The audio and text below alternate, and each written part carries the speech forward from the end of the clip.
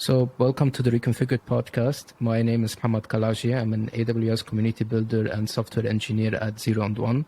Today, I'm fortunate enough to be with Rawad. Rawad, would you like to introduce yourself? Thank you, Muhammad. Pleasure to be with you here on this podcast today. So obviously, my name is Rawad Assaf. I'm a professional software developer and consultant. I have around 15 or 16 years of experience working in the software industry, both in corporate and startup environments. So I really look forward to enjoying the discussion here with you today and to share my experience as much as possible. So you're one of the founding members of a company called Rams Services. When did you realize it is time to move towards starting a startup or a company? Yeah, I think it's a very good question. I'm not sure there's an exact timing where I kind of came to the realization, but I would say that it's a mix between experience and having enough appetite for risk, right? So obviously you need the experience as a foundation for you to be able to do your own startup because you would have something valuable to offer to people. And on the other side, I think in the early days, I was less and less willing to take the risk associated and the instability that can come along with a startup environment. And as I kind of been exposed more and more to people who've been there and done that, and I've been kind of working alongside other entrepreneurs, I became more and more comfortable with risk. So eventually I felt that I'm ready for it, right? And with the right opportunity and the right timing, all the elements combined together pushed in the direction of starting Rams with my co-founders. So since you're a founding partner at your company, you do have other partners in Rams who are Makram and Mazen. What did you find in your partners that made you collaborate with them into founding your company? Yeah. Clearly, there are a lot of important elements in a partnership. Some of them are specific to the context of Rams, but some of them also apply to any successful partnership in the world. I think the most important one would be trust, obviously. There should be blind trust between the partners, trust that they're going to give the 100% and be heartfully committed to the company on the long term and to the success of the business on the long term. And I think this is a foundational element. More specifically for Rams, all three partners have operational involvement. So it's not a partnership in the sense some are investing and others are managing. It's more like all three of us are involved in the delivery of projects for the company. So it was very important to be aligned on the culture we want to create. And I think we spent a lot of time at the beginning to try to formalize the culture that we want to be working in, each of us and all three of us together within the company. And it is also equally important to have a coherent view of what that culture would look like and how to communicate it to the rest of the team that be working with us. So this is also a second element, and that is alignment on culture. The third and last element would be probably the level of expertise and the complementarity of the skills, right? So each of us three has, I would say, a very deep experience in a certain area.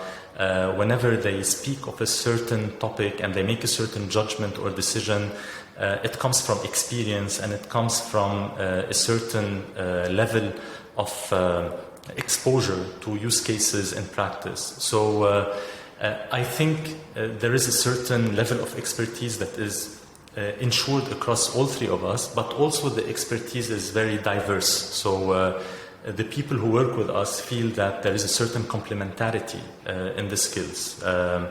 They feel that each of us comes with a certain angle that kind of complements the rest of the angles that are covered by the rest of the founders. So I think the complementarity element is also something that I looked forward to when we were starting the company, because I felt that I'm not bringing one piece that is replicatable. I'm bringing something that is unique and that combines together nicely with the rest of the experiences available in the founding team. So speaking of culture, and I've known you for like 3 years, one of the things that catch my attention is that Rams utilize Clojure as the programming language of choice and used for almost everything in web, mobile, using, let's say, Clojure script for writing React Native applications. It's just the thing that I want to ask, what's so special about Clojure that made you go towards this step? I mean, we received this question a lot from multiple clients, like a lot of our clients, specifically those who know enough about programming languages and technology, would say, oh, Clojure, we didn't expect that. Sometimes it comes with a certain, I would say, worry. Sometimes it comes with a certain level of, like, being impressed with the choice. I personally wasn't aware of the existence of Clojure before I met with Makram, who introduced me to the language. I come more from a Java development background, but the good thing is that Clojure is initially built on top of Java, but now there's also Clojure script and other flavors of the language as well. And with time, I came more and more appreciative of the technical characteristics of the language. Things like functional programming and immutability. I'm not gonna spend a lot of time speaking about the technical characteristics of the choice because I think this is a topic that can require a dedicated session of its own. However, I think there are some, I would say, philosophical considerations as well regarding the choice of the language, and I'll explain myself a bit more in that area. One of the elements of our culture at Rams is that whenever we recruit software developers or any member of the team, we like them to be comfortable working with any programming language, right? As a software engineer, we should be comfortable switching between programming languages because at the end of the day, the programming language is the way or the tool we're going to use to express our solutions, but they are not the end in themselves. So when you come and say, okay, we're going to recruit you for a software developer position at Rams and we're using Clojure, we don't expect any of the people that we're interviewing to know Clojure. So this kind of puts everyone at the same level, like they are all equal vis-a-vis the recruitment process. And the focus during the recruitment process is, do you know how to solve problems, right? Like, can you think in abstract terms on how I can find a solution for a specific problem using the technical tools that we have. And by technical tools, I don't mean the language. It's more the fundamentals of computer science, which is algorithmic thinking, data structures, the things that are universal and that are not specific for any programming language. This is one important element, which is the focus of the company on people who are able to solve problems and not on people who are just like driven by the programming language itself. So this, in comparison with other environments, is unique, right? So if you're applying for another company and the requirement is for a Java developer, obviously a C# or a Python developer doesn't have necessarily the same chance of getting the job, or although they may be equally good, it's just that the person who has experience in Java would probably get that seat because they've been exposed more to the internals of the language. And I think this is the difference between our way of looking at the recruitment on the programming language part in comparison with other companies. Now, the second element in the choice of the language is developer satisfaction. I kind of follow the reports year on year and see the level of satisfaction of developers in specific programming languages, and I've been noticing year on year that there's a maintained level of satisfaction in the Clojure community, right? And most of the developers who get used to working with Clojure and who kind of overcome the initial barrier in terms of learning end up enjoying the language and trying to do more with it and even bring more projects to that ecosystem. And it's something that is quite unique because I've worked in other programming languages, and usually the pattern you would see is that with time there is a certain decline in the level of satisfaction expressed by the developer. In Clojure, it feels like you're kind of in an environment where people are so excited about working in the ecosystem of Clojure on the long term. So this is also one element in the choice of Clojure. And finally, I think there's a certain culture in the Clojure community that we connect with, right? Which is the stability of the ecosystem, right? And that is also something that I see other communities struggle with. Like if you're following other development ecosystems, you would notice that there are a lot of things that come and go, certain things that become more trending in a certain period, but then eventually are left off by their original maintainers, and it becomes kind of an annoying pattern with time, coupled with a certain level of fatigue in trying to keep up with all the things that are coming and going, right? In Clojure, I think the mindset of the culture, the mindset of the community is to try to build something that can survive the test of time, something that is universally valid for the long term.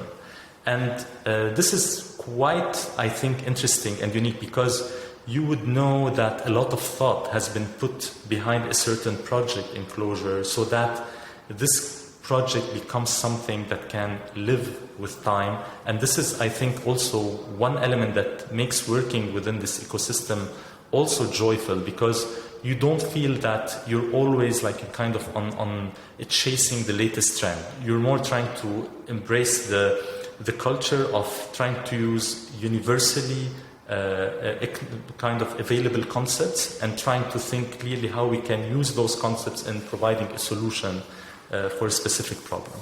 So these are the three elements. So if I want to recap them, so I would say there is also the culture of RAMs, of trying to bring people who are comfortable switching in programming languages, and second of all, the developer satisfaction, and third is the stability of the Clojure ecosystem.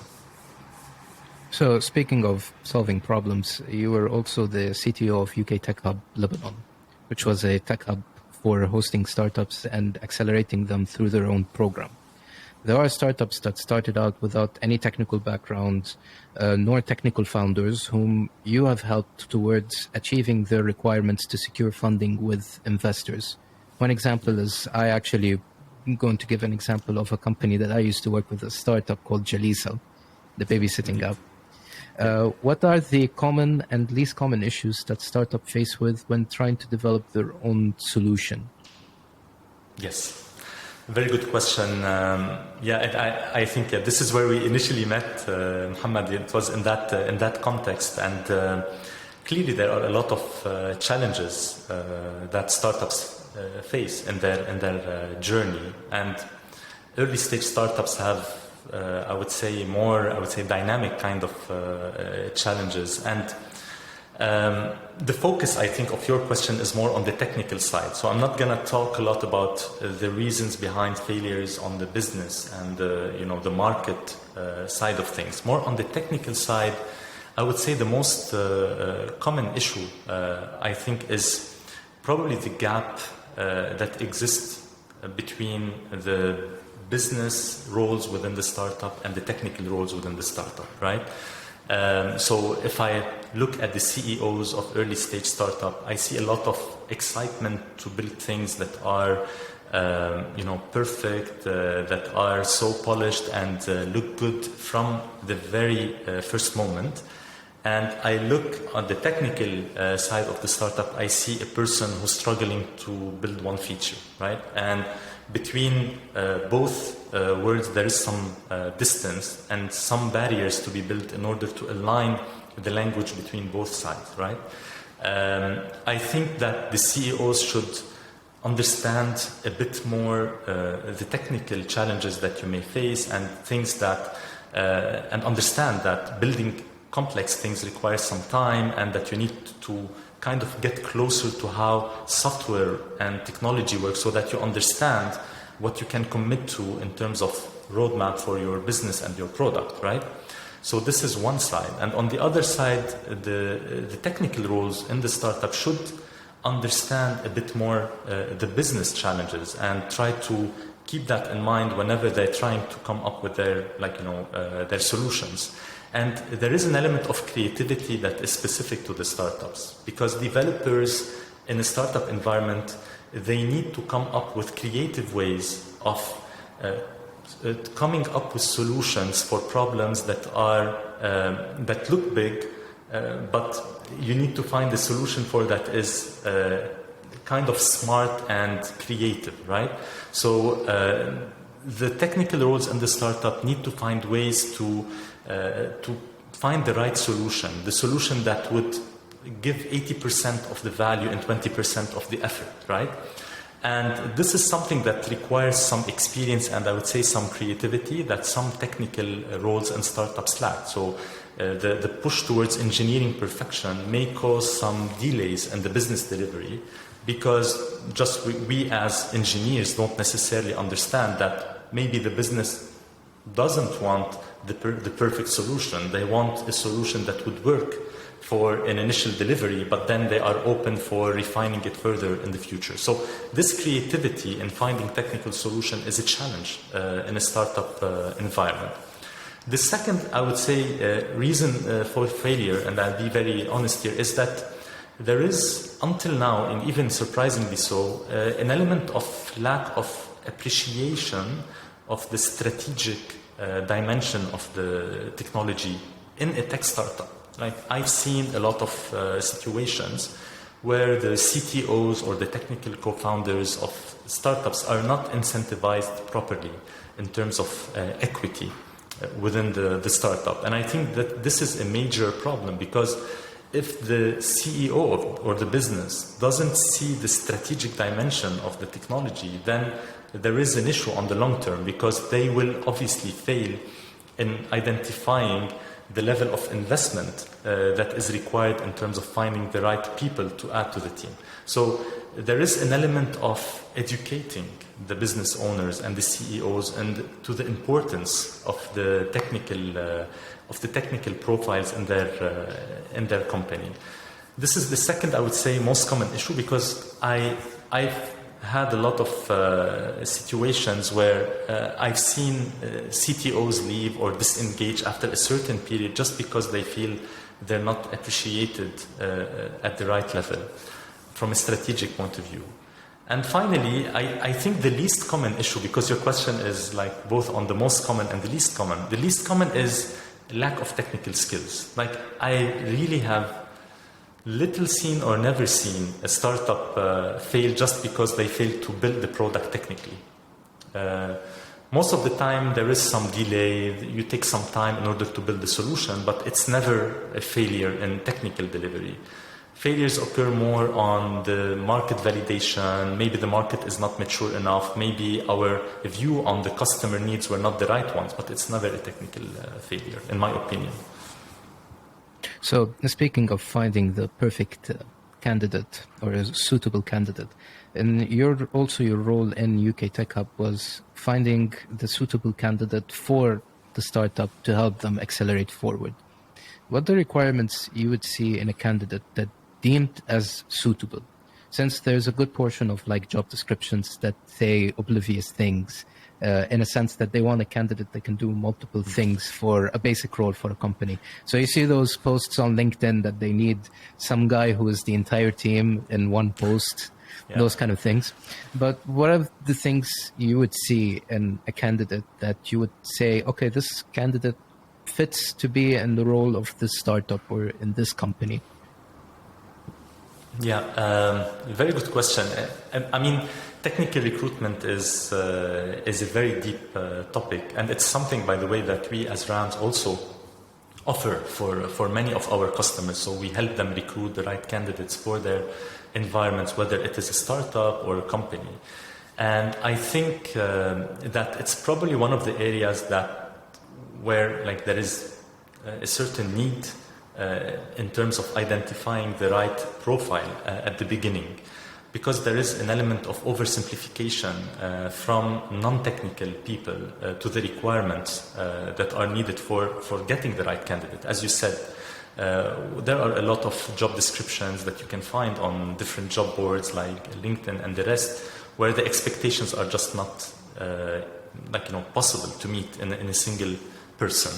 So my first recommendation for any company is to get someone technical to review their profiles, right? Whether it is a consultant, it is a friend of the company, it's a developer within the company, have someone look at those things, because it's not as simple as the old days, right? Like more and more the technical landscape is becoming diverse. There are different roles that are starting to emerge that didn't exist in the 10 years ago, and that are like very important roles nowadays. So this is like the first element. I think you're talking about this oversimplification, I would say,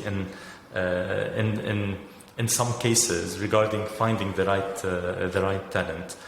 Now, obviously, recruiting for a startup is different than recruiting for a large company, right? This is one. Recruiting for a junior role is different than recruiting for a senior role. So you have to take all those parameters into consideration. But since you mentioned startups in your question, I would say before going into the technical discussion, there is an element of identifying the candidate that can accept the level of risk and instability that surrounds the startup, right? So if you are recruiting someone for a startup, an early stage startup, you need to explain to them that the nature of the work would be dynamic, right? That the nature of the environment is not stable, that there is an element of financial risk and there is potential instability along the way. And they need to be comfortable with it. So you cannot get the guy that is so risk averse to join an early stage startup. Even if they are technically fit and they are a star programmer, they would probably fail just because of the level of pressure they may be exposed to. So there is this element that need to be very clearly, I would say, communicated to the candidate, or that the candidate should be tested against, right? Like you need to see if the candidate would be able to handle this level of potential instability, right? Even if they say sometimes that they are ready for it, it doesn't mean that they are, because sometimes they think they are ready, but you need to dig deeper during the interview process to try to know whether they are truly ready or not. This is number one. And at that level, before I move on to the second point, I think we should avoid overselling the dream of the startup environment. Obviously, you want the candidate to know what the product is about and to be excited about it.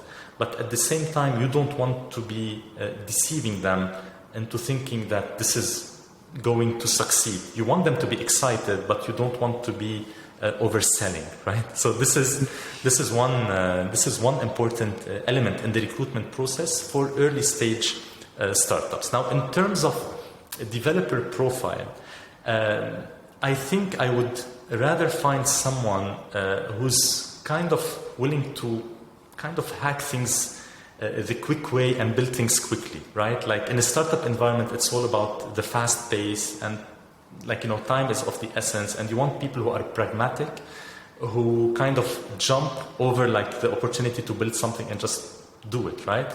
I've seen some excellent people not deliver as quickly in startup environment just because there is an element of perfection and doubt about whether we're doing this and it would scale for 1 million users later on. And you see less competent people who are comfortable putting a solution out there and seeing if it works for hundreds of users, and then as the problems of scalability start arising, they kind of adapt to the situation. So there is this adaptability element that also the candidate and the developer should be tested on. Finally, there's the technical component. You need people, again, that are problem solvers, that know the fundamentals of how computer science works, and this is something that a typical technical interview can give you, and I think we can dig deeper into that area. But there is more to recruitment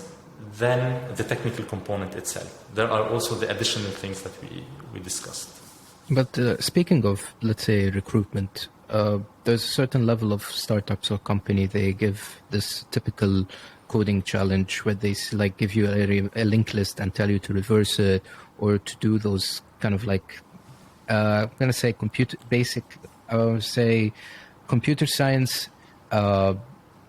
if I want to put it in the right term, it's like writing algorithms just to prove that you can do things on a technical level, but that doesn't mean you might not be a good software developer at a certain level. Yeah. Because I've met certain software developers who can code an entire website easily, but they don't know how to do the basic computer science, like algorithm question solving. Yes. Is this supposed to, like, every single company should do this, or they should supposed to give you like questions to fit your need in the role? So let's say, for an example, if you're applying for a web developer role, they would tell you to, as an example, to do a website that does 1 to 3 based on the languages that they use or based on the frameworks that they use, or a certain way to see how you write code. Yes. Yeah, it's a very good question, and it's not a straightforward answer again, but I think there is an element of both, right? Personally, and I'm talking about the personal style, but I know that there are multiple perspectives into recruitment, and there are different, I would say, approaches to achieving it. Personally, I think you want to test the person on what they know, right? So if they have a certain level of experience building websites, and regardless of the technology that they use in building it, I would want to hear about their experience, about how they communicated, how confident they are about doing it, how clear they are about their contribution to it, right? Because it's something that they've built over time, and you would also want to acknowledge the effort that they have put into building this experience, and to see what this effort, developed in them in terms of communication, in terms of confidence, in terms of technical credibility. And that's one part of the interview process that I always look at, right? I always start trying to understand the track record of the person and the technologies they've used, and to see if it's something that reflects credibility and confidence, right? This is one component. Personally, I'm also interested in their ability to change and adapt to, evolving things, right? Because even if I'm recruiting them today for developing websites, in the future, the technology might change, or we would potentially consider them in other areas other than building the website, potentially in areas where they have to deal, for example, with, databases or things that are not necessarily things they were recruited for initially. So you want to see how the person thinks, right? If they are able to think in logical terms and break down things, or they are able to potentially go and fetch the needed learning material and try to apply it in a new context, right? So I think there are multiple things that you should look at during an interview, both things that are more tailored to the profile or tailored to the role, and things that are relatively a bit outside this, I would say, standard frame, and that goes more into the creativity of the person in finding solutions. So a good example of this interview process is like Amazon, where they offer you for the first exam a pure data structure exam. Then they shift towards a whiteboard question showing how you can actually implement this from a software developer perspective. And then the behavioral, which is the non-technical, they would bring someone on the side. I think I've heard a rumor that they put like a psychologist or someone who starts watching you, who would see your body language, how you're moving, how you're answering the question to do certain actions. This makes sense in a big company, let's say like Amazon, because they have the luxury of affording this kind of setup, and they cannot compromise for having a weak developer. Even if they have a good track record of writing code, some of them might not fit in what they want. Yes. But should every single company also adapt to this, or they should do a certain... Maybe not all the companies would have kind of the same level of resources that Amazon has, right? In terms of different people looking at the same candidate. But you could do more than one interview very easily. You could see the same person 2 or 3 times yourself, or you can potentially ask someone on your team, an additional person, to look at their profile. So I am very supportive of the idea of having multiple rounds of interview, because Sometimes the person doesn't give their optimal performance in a specific interview, or they give a great performance in an interview, but then in another context you would see them in a different mindset.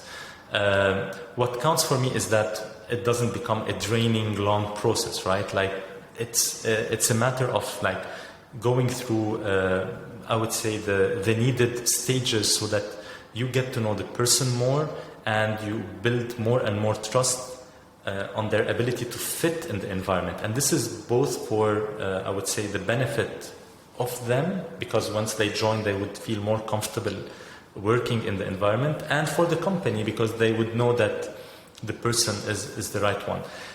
It's very hard to identify, like, all the angles on the personality and the technical skills of the person from one single interview. So I would recommend, like, multiple interviews. And you can make each interview, like, focused on a specific theme. Sometimes it can be technical, sometimes it can be on the soft skills. Or you can, like, speak of all three layers every time. It depends on how you want to approach it. I'm going to shift the questions towards asking on being a coach or a mentor. So you've worked as a tech leader, mentor, and coach for the Nucleus Accelerator program, which is part of UK Tech Hub's services when you were working with them to help startups to move forward. What are the requirements for someone to be able to coach and mentor a startup? And does it depend on the years of experience or the use case the mentor has to pass to be qualified? So I'll give like a very shoddy example on this.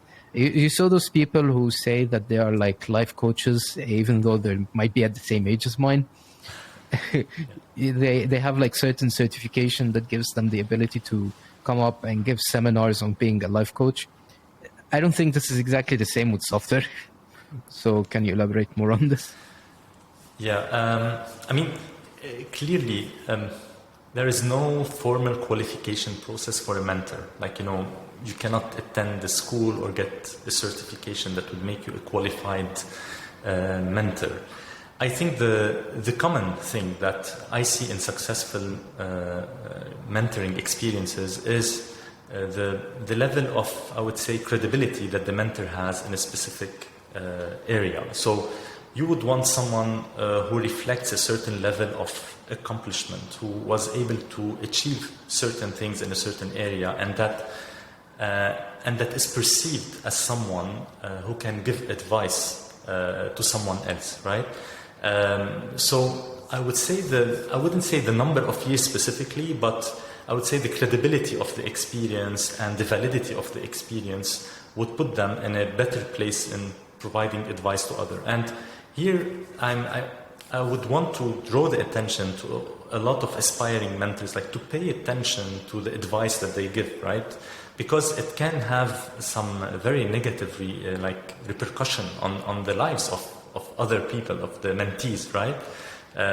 So when you give advice to someone and they think of you as being like the source of truth or a very credible person, and you're not really sure about the quality of your advice, at the end of the day, you're doing more harm than good.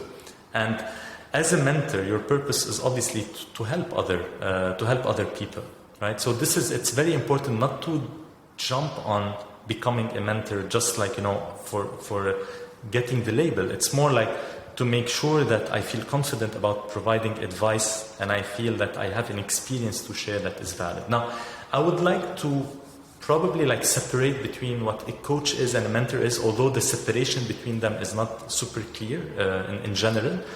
But the way at least I perceive it, a coach is someone who is training you on a specific skill, right?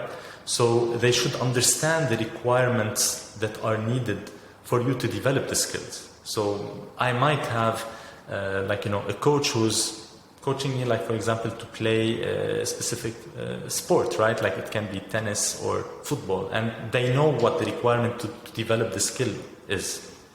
A mentor, on the other side, is someone with whom you have a potential personal relationship, like someone you would come to in order to get advice on a personal level. Like you would have a longer relationship with them that extends beyond the skill itself. Someone who ask you the question that can help you think through a certain situation that you are in. So this is, I think, the difference between both perspective and what I think is the requirement to be a successful mentor. So I'm going to jump into a different question, which is something that I usually see, is that you've worked at Murex for around 11 years. That's a lot of years. The level of discipline to stick in one company for more than 10 years indicates that the company that you're currently enrolled in does offer benefits that no other company offers. Judging by the fact that I know some people who worked at Murex stayed for a long period of time similar to yours, and the company's track record is quite marvelous. What did Murex provide you that you decided to stick with them for this long period, even though you might have received a decent amount of requests of offers to shift in your career while working in those 10 years? I mean, clearly the offering of Murex at the moment I graduated, at least, is pretty unique, right? You have a company that gives you a global experience that is very relevant and that is world-class, and that is available for you out of your home country, right? And this is a privilege to be able to work with different cultures at an international level in a stable environment, all of which, like, you know, out of Lebanon. It's really an opportunity that was unique for any, like, you know, fresh graduate out of university. And this was kind of the initial attraction to the company. And obviously, after that initial attraction, there are a lot of elements that start adding up that would propel you from one year to the other. And I think the common thread would be you feeling that you are growing and learning, right?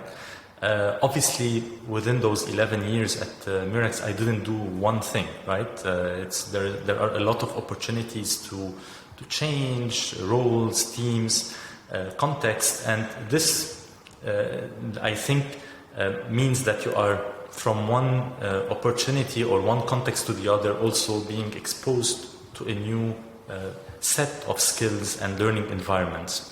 So what was the most important element to me is that I feel that I am surrounded with people who are helping me grow, and the fact that I'm getting a lot of learning and experience along the way. Even at the moment when I switched from Murex to the UK Tech Hub, it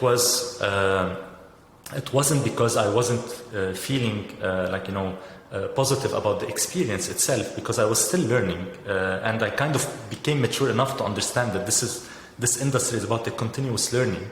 However, there was an element in the experience at the Tech Hub that attracted me. I felt challenged by it. I felt interested by it, and this is why I decided to make the switch. And to this day, I'm very appreciative to the experience that I got at Murex, and it's definitely the most obvious reason why I stayed so long within the company.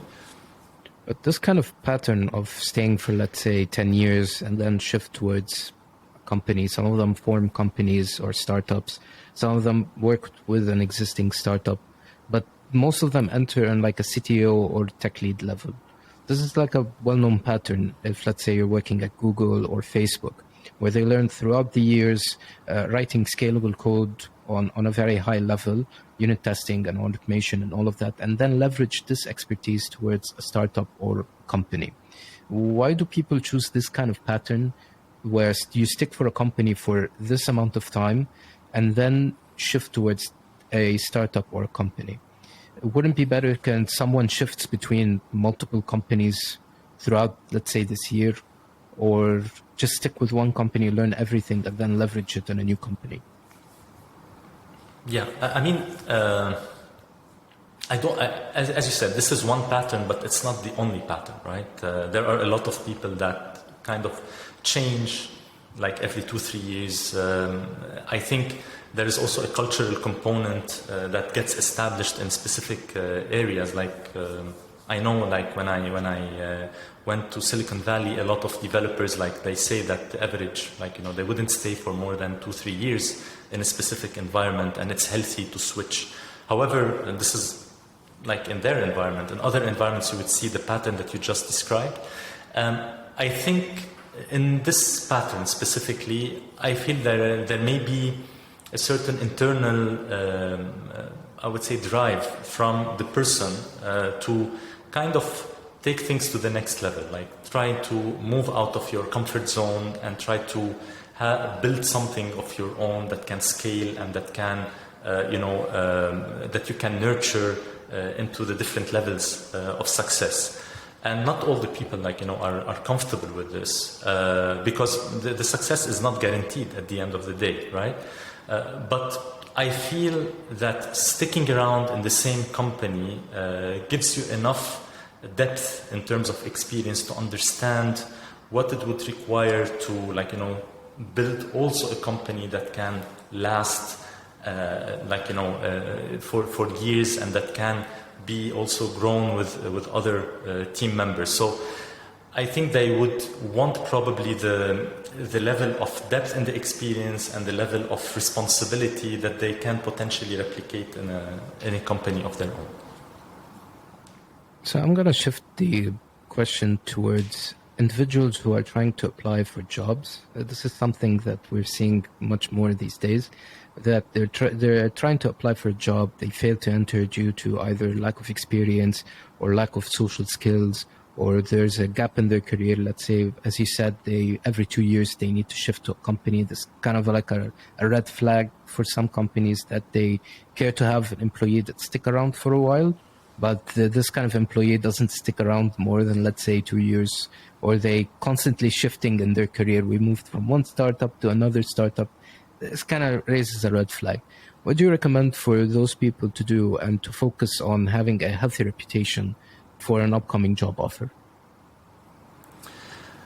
I mean, I think any experience should be deep enough for people to recognize you as someone who's given a certain objective in your career, enough time to conclude, right?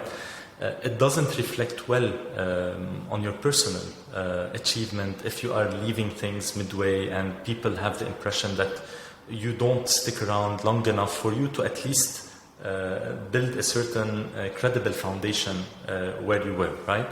Obviously, there are situations where people would be potentially and in an understandable way switching from one opportunity to the other. So you have to analyze the pattern. I cannot say that there's a general rule that would say, like, if you're switching job every 2-3 years, it means you're not loyal, or you're not a person that someone should recruit, or it's a red flag. But it means you have to understand a bit more what is the person trying to achieve, what is the driving element of their change or of their jump, so that you try to understand whether you can give them something that fits to their type of needs and what they're trying to achieve.